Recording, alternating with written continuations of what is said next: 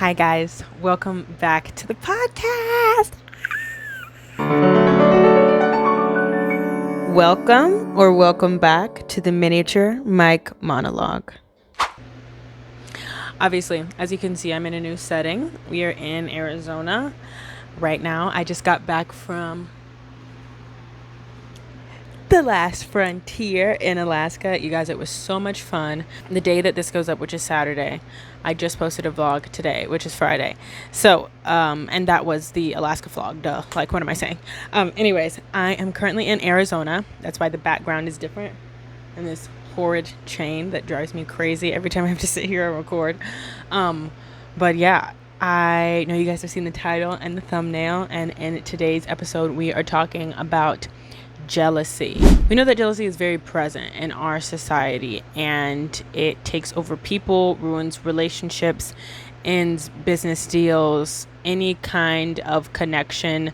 Jealousy, when gone unaddressed, can end any source of life or any lovely thing that life can give.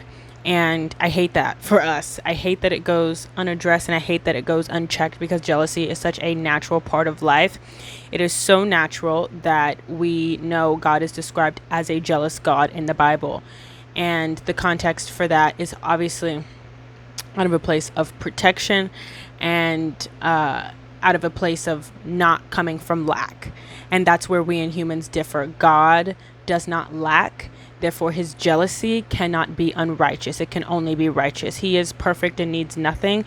And so his jealousy is really, I feel, a way that the Bible, or a word that the Bible uses to describe, so that we will understand the really deep rooted and seated passion that he has for his children, especially when it comes to them giving worship or praise to other idols or deities that are false.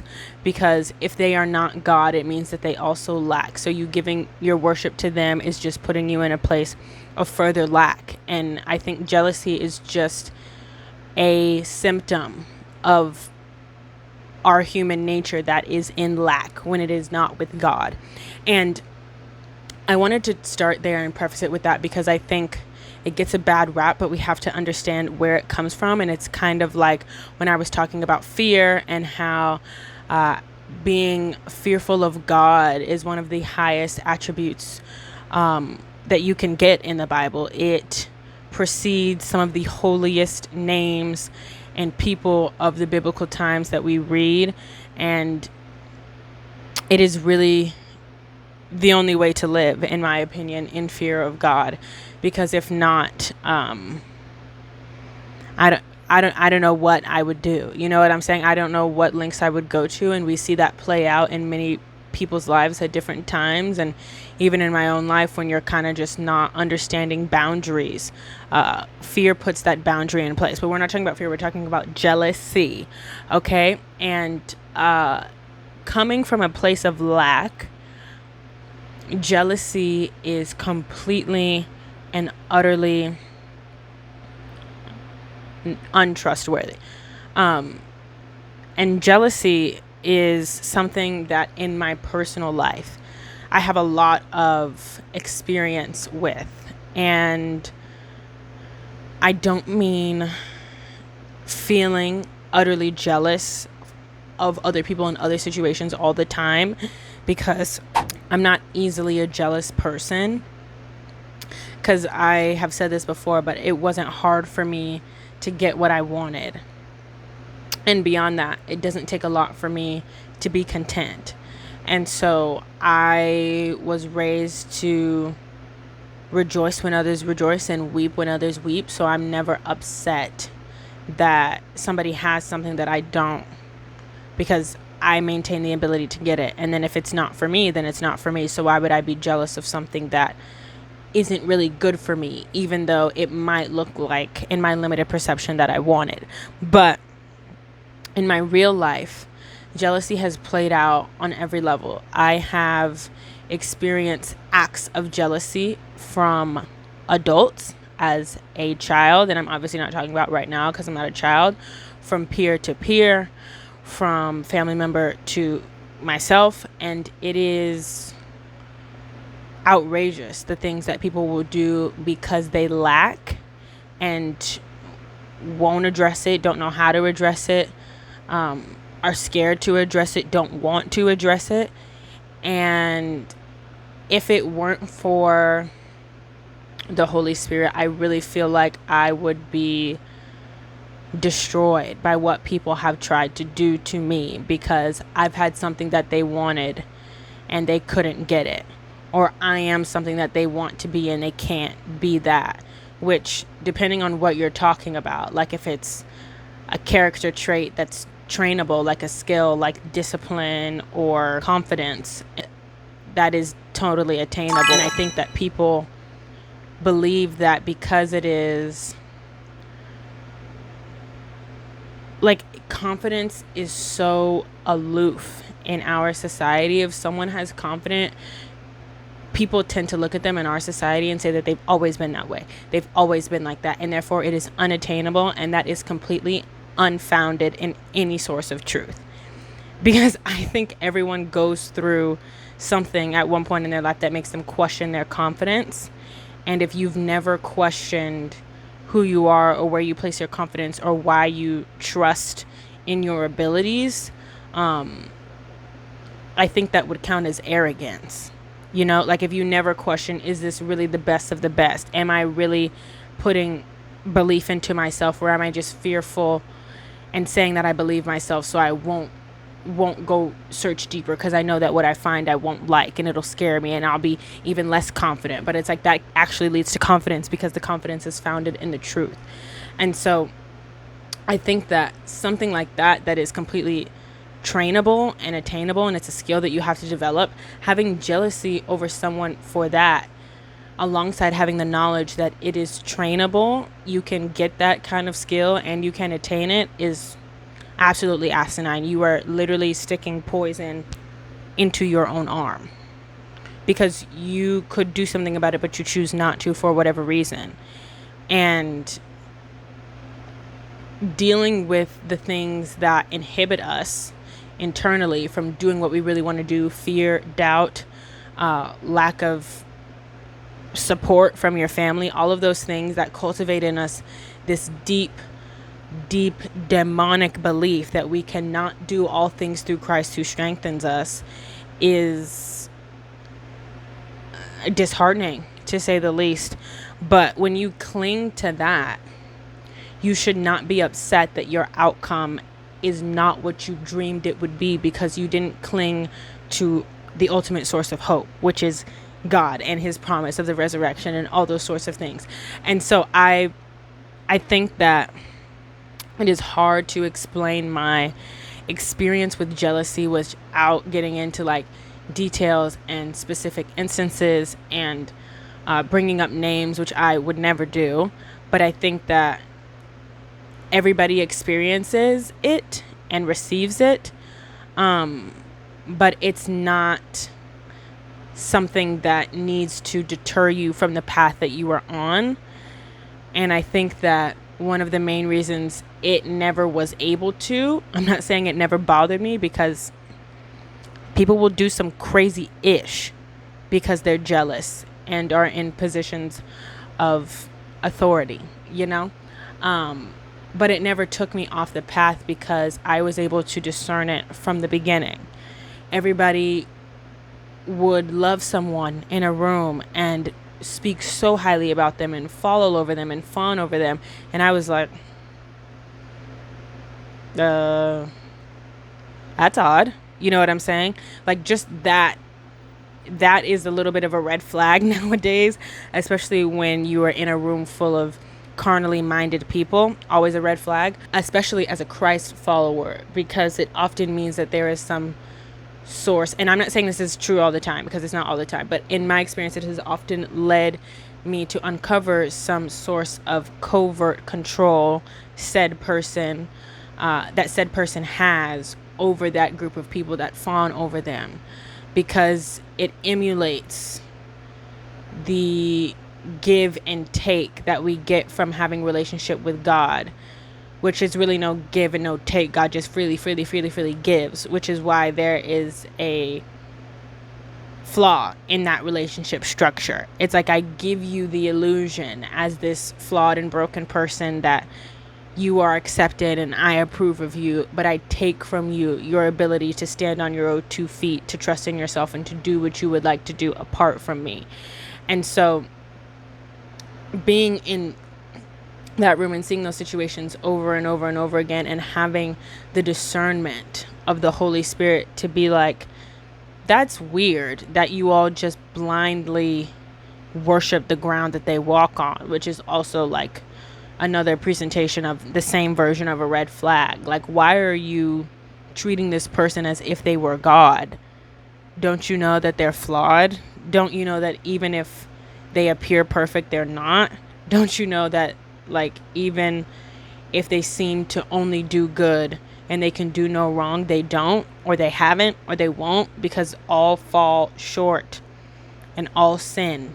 All, like, including me. I'm not just saying it to be like about this one hypothetical situation. I'm just saying that's the point of us being human. That's the point of us needing a savior. So why would you ever buy into something, specifically as a believer, that presents itself as perfect in the flesh, when we know that there was no one ever perfect except for Jesus in the flesh? And even at that, he was 100% man and 100% God. We don't have that ratio. We don't. So it's never going to duplicate itself again on the earth, because that's not in the Bible, unless you're reading some crazed up version. You know what I'm saying? So discernment would pique my awareness of that person in certain situations. Like, in most situations, honestly, I just don't care. Like, I'm just here to do what I'm going to do, whether that's play volleyball, whether that's work, whether that's go to school. I'm not going to put a lot of emphasis into what other people think of you, because what does that have to do with me? But it's a little bit harder to avoid that in team settings and team scenarios, especially when those kinds of people are leaders. So in my experiences, I've had to just have a heightened sense of keen awareness to make sure that I wasn't alleging my approval or joining in on this kind of cult following, because one, I would never do that, but two, to make it seem as though someone who claims to be a devout Christ follower would approve of that kind of overt control and manipulative behavior in the name of everything is good and they love you and what it looks like. But it's really just really perfectly polished and wrapped up jealousy manifested in popularity, because it's easy to mask the mean girl model in a top tier leader package. And it's not just mean girls, it's mean men, or, you know, mean family members. And it's hard to decipher without the Holy Spirit. But when I tell you I was able to cut through so clean in so many different situations, that exact prototype, the mean girl model and the top tier leader packaging, I didn't play around when it came to treating situations in the truth. I was only dealing in the truth. And if the truth was you were a fraud, and it's you and I plus 18 other people in the room, and 18 other people don't know, you and I are always going to know that I know you're a fraud. And I'm never going to let you hold what you've packaged up and hidden inside the box as jealousy and insecurity that you present to these people who are being deceived on accident, on purpose, whatever, by the regime that you are imposing. I am never going to let you ever believe that I never didn't see you for who you are. I'm not going to dog you. I'm not going to disrespect you. But if you ever step to me, I will correct you. Because just as you are bold, baby, I am bold in the likeness of Christ. I'm not scared of you. You're scared of you. That's why you run from yourself. That's why you focus on other people. That's why you dig holes deeper in envy. It's actually really alarming what people are willing to give up for themselves for the sake of being able to say snide remarks to somebody or attempt to have control over a social situation. It's insane. A social situation that won't last forever. And so to see the links that jealousy drove my peers, other adults to different situations really like pushed me closer to God, because I was like, if there's one thing that I will ever, ever, ever, ever be in this life, it is not that. Ever. And like, I was getting mistreated a lot sometimes. And I really wanted to be petty, like so petty.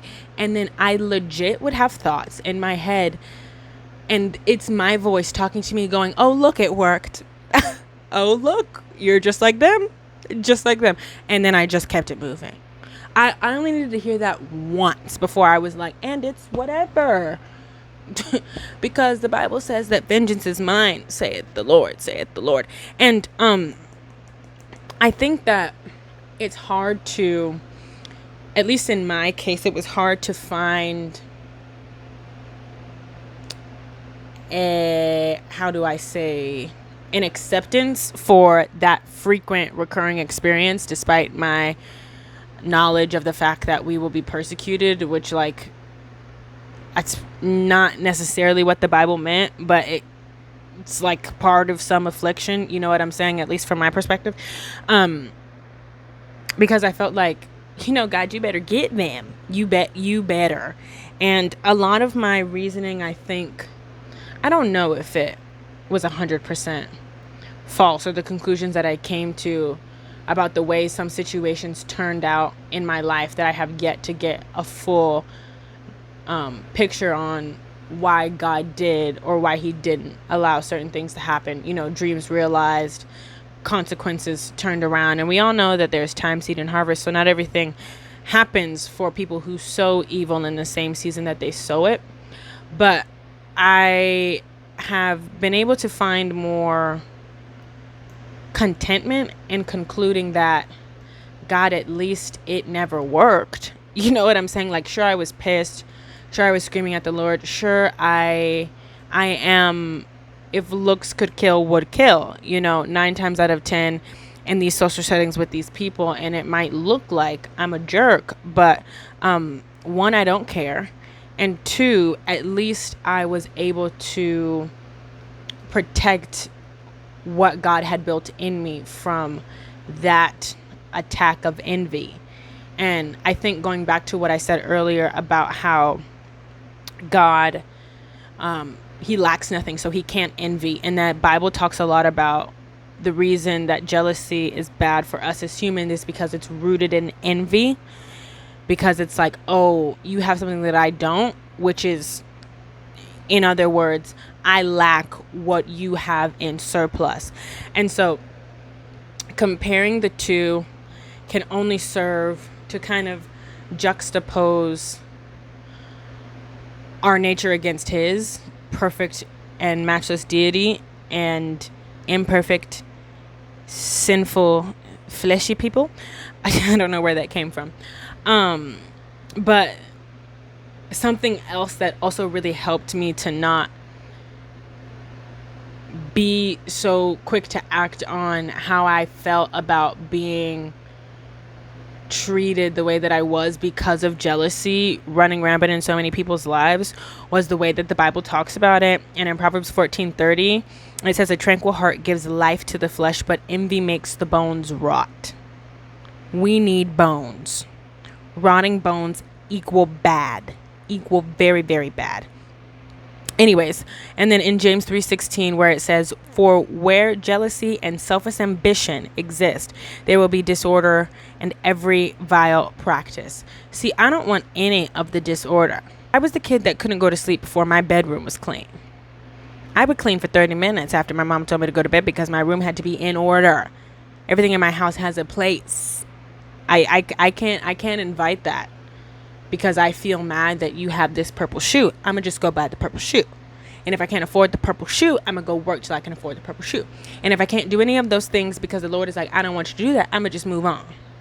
Maybe I'll get a pink shoe.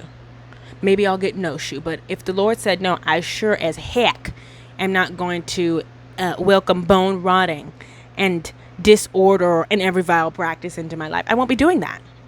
I won't be doing that. Those are just some of the ways that the Bible describes it. And I'm sure we're all familiar with 1 Corinthians 3:14, where it talks about love. Love is not envious. It doesn't boast, blah, blah, blah, blah, blah.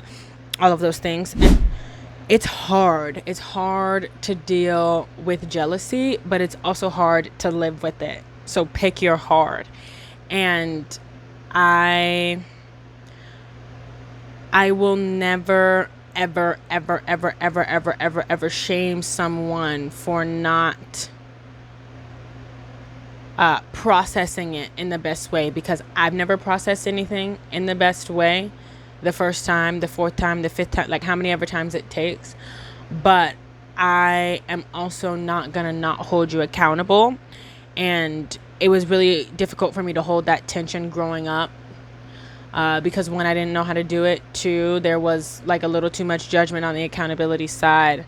And then you have to go back and forth and try to figure out, at least early on in my thinking and my experience with this. And so I think the best example, and just an example that I want to give, because I feel like I've obviously intentionally been very elusive about my experiences, because this is not a call out. This is just a conversation I wanted to have about jealousy, and remind us that it often is coming from a place of lack. And if it's coming from a place of lack and you believe what I believe and are a Christ follower, you need to go to the one who lacks nothing, who created all things and created you and can fill every place of lack, so that you're not acting out of that place and inducing bone rotting. Anyways, one of the best examples I think I have for a way that I responded to jealousy in my life was when I was quite young, I guess I would say. I feel like I was way less aware of myself at this time, even though I was 15. I'm lying. Yeah, I was 15 and 16 while this was going on. But I had a coach, a volleyball coach, obviously, and I was playing on a team. And this coach really wanted me to be on this team. So I went. And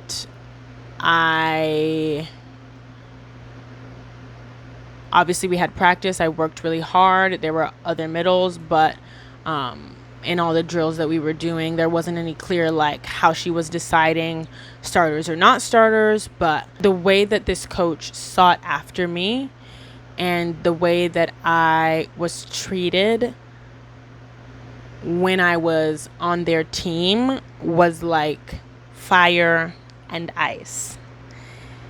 They gave me the ice and said, we're going to do everything we can to protect it. This is the best environment for the ice. You're going to grow, you're going to accelerate, you're going to get the right exposure that you need. And then as soon as I got on the team, immediate gasoline, fuel, everything goes up into flames, right? And so I was more than furious. I was hurt by what this coach did because of what they could have represented to me because of our likeness. You know, there were certain ways that we were similar, and I would have really benefited from a positive interaction with that coach, playing time aside.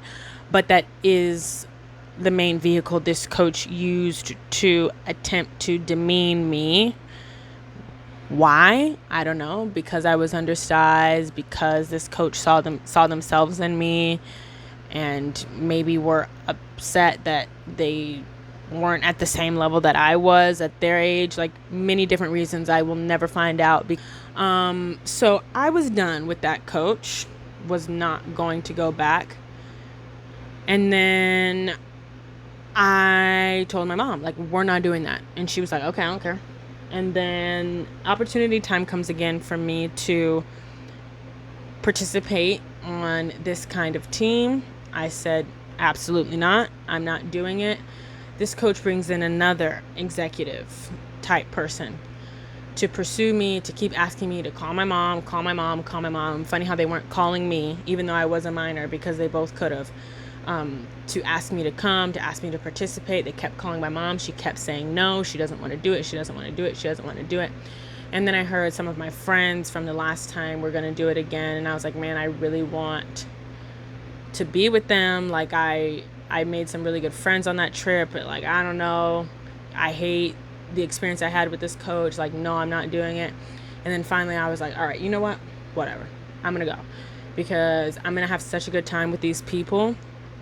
Even if I have to do some kind of working it out with this coach to hopefully make the volleyball side of it better, it'll be worth it because I got to hang out with these people. And the latter part was true. I really had a good time hanging out with those people. I'm very glad that I met them. But the fire and ice situation turned into glaciers and lava. Okay, it went up like 6 levels. And I was older then, so I could kind of discern and see through maybe why this was coming about, this type of targeted affliction. And it was not coming from the source that you would think. Like, this person was not the person that you would expect to do this to me, which is why it pissed me off so much more. And so there was a scenario where something happened, and this coach basically tried to say that because we had a curfew, right? And I was outside talking to my mom like 2 minutes past the curfew. We were like doing our goodbye greetings before I went back inside. And I did probably like 2 minutes, 3 minutes, 4 minutes, probably somewhere in that range. After the curfew, somebody that I saw from like, I think the men's side of this team saw me, tattletaled on me. It was the end of the tournament. I hadn't been playing. And then that coach said to me the next day, after I hadn't played again and we were getting our tails beat, specifically through the middle,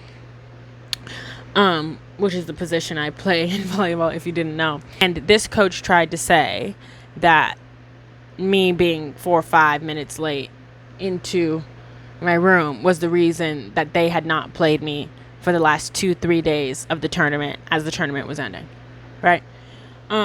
So this person is an adult, obviously. And I don't tell this story because it like sits with me heavier. I honestly tell it because I feel the most detached from it, and like it's really not relevant to many situations that are recent in my life. But I wanted to give it because I couldn't tell until a little bit into it, and then much after that, this person was jealous of me for whatever reason and decided to take it out on me doing the thing that I love the most.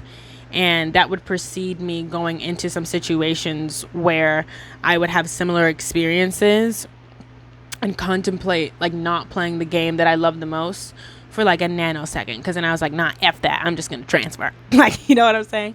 But that person, despite their authority level, despite their position, their job, what they're doing now, and who they are, I will never have respect for them, ever. But I will never be disrespectful to them because of what they did to me. I will choose to not interact and to blatantly state, I don't want to speak to you. I don't want to be around you. And I do not trust you.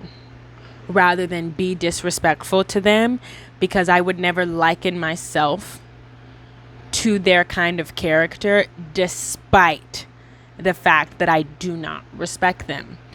And I have had to make that decision in so many different scenarios and so many different cases on more nuanced level, because that one's pretty black and white. Like, I'm not going to interact with you. I'm not going to seek you out. If you reach out to me, I'm going to tell you I don't want to talk to you, and we're not in the same circles anymore. But people who I maintain the same kind of circles with is much harder, and it takes much more attention to detail and situation-specific wisdom to navigate. And it hurts sometimes that I have always decided to turn the other cheek. But I think what would hurt more is my bones rotting and falling out of my body. You know what I'm saying? So just a little perspective for you there. But yeah, I don't want anyone to ever feel ashamed if they ever experience jealousy, because it is completely natural and it is completely regular and it's completely normal. And I like, I'm not the jealous type, but I do still experience jealousy from time to time, but I also know how to handle it. And I think that's largely because I've had such extensive negative experiences with it on the receiving end, that when it is coming from inside, I'm like, hey, it's okay, but it's gonna die right here. You know what I'm saying? So that would be my advice to you when it comes to dealing with jealousy. Immediately take it to the Father. Say whatever you need to say, as clear as you need to say it. Don't try to make it sound pretty, and do not let that consume you and make it so that lack is the only thing you ever see in your life, because we have a God who loves us so deeply, and that is exactly what he wants to cover us in, and that is love. And I think jealousy can be a funny way to guide us back to that everlasting love. Funny because it's not funny when you're experiencing it, but it really does drive you closer to him and his heart, because it's like, this is so ugly. The experience that I'm having is so ugly, interpersonally and intrapersonally, that I want to avoid it at all costs. So yeah, I mean, I don't really know if that story I told you helped give any perspective. I hope it did, but it is not to be tolerated. Acts of jealousy, acts of insecurity, acts of arrogance, acts of pride. The emotions themselves, the thoughts themselves, can be tamed, they can be managed, and they should be taken captive and given to the Lord for him to handle. And I think that I was trying to illustrate with that story, there's a clear difference in what that person's actions with the jealousy were and what mine were, because there's a giver and a receiver. And setting a firm boundary with frequent jealous acting people is the only way to deal with it, outside of freaking discernment. Because if you don't have discernment, it will eat you alive trying to figure out the reasons that people do things. First of all, nobody's ever going to know that. But second of all, unfortunately, 9 times out of 10, it comes to a root of lack. And a lot of times that root is jealousy for many people. So yeah. That's all I have for this week's episode. I would apologize if you hear noise in the background, but I'm not gonna, because it's freaking 92 hot degrees in Tucson, and I'm not turning the fans off. And yes, I said fans, because there's 2. One that oscillates and one that sits right in front of my face. All right? Okay. I will see you guys next freaking week. Thank you so much for being here. I love you. Bye. Bye.